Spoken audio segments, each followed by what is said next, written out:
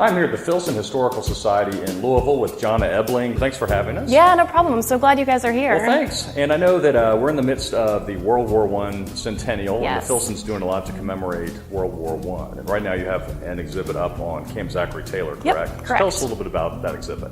Yeah, so that exhibition has been curated by my boss and colleague, Jenny Cole, and her idea and inspiration behind that started with some research she had done years ago on Clara Gibson, who was a young woman who was a volunteer at the camp and ultimately died from the influenza epidemic. So that's where her research had started on that, and it grew to this idea of what was happening at the camp. So beyond just the training, what was it before and what was it after? So that's that idea behind the title, The Evolution of Camp Zachary Taylor. So the exhibition really takes a look at it from a holistic standpoint, from the very beginnings of it being a land grant to today that it's the Camp Zachary Taylor neighborhood.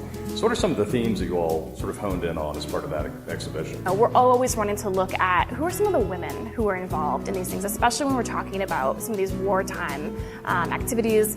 And so focusing on Clara Gibson was interesting for us. And on the back wall, which we'll take a look at in just a little bit, we were looking at that it's not just soldiers, bakers, chaplains, firefighters. Lots of people were being trained at this camp because if you think about it, like I said, it was massive. So it needed to essentially be a small city. So lots of different trainings were taking place, not just for the soldiers. Now you all are doing more about World War I here. You have an exhibit coming up. They're working behind us now on framing some of that exhibition. So what's the one that's coming up? My colleagues Heather Potter and Jana Meyer are the curators for the Jack Speed exhibit.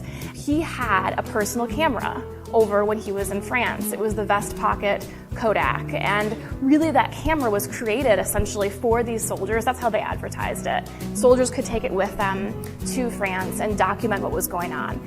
And one of my favorite aspects about that exhibit is that it's not documenting the typical battlefields. It's everything else they were doing. So as he was training, as they were out on sort of their breaks, socializing, meeting people of the communities, that's what these photographs are of. And I think that's a really cool aspect and a little bit different than the typical conflict that we're usually looking at. So what are some of the artifacts that are going to be in that exhibit? So this will be predominantly photography. His photography that, like again, he captured during his time in France. And we're also going to have a few examples of that VPK, the vest pocket Kodak that I was talking about. That will be on display as well. It's the same size as the iPhone 4. So if you think about that, it makes sense. It could actually fit in their pockets and be portable. If you're in the area, please stop by the Filson Historical Society. It's a beautiful, great building, great historical society down on 3rd Street in Louisville. So we hope you'll come and visit soon. But thanks so much for having us. Yeah, thank you for coming out.